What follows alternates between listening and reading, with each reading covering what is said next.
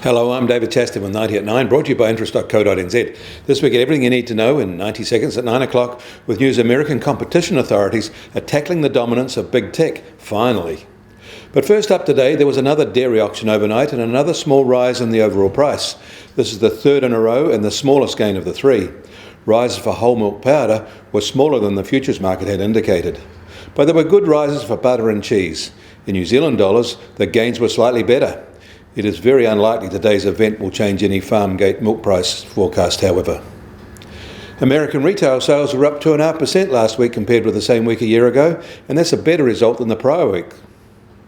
US housing starts and building permits data for September recovered from the unexpected August stumbles. Although for housing starts it wasn't a particularly strong bounce back, one made weaker because the August data was revised lower. And the US Justice Department filed an antitrust lawsuit against Google, claiming the trillion-dollar company uses its market power to fend off its rivals, and it said nothing was off the table, including the breakup of the giant tech company. Across the Pacific, Chinese house prices rose on average 4.6% in the year to September, marginally less than the 4.8% rise in the year to August.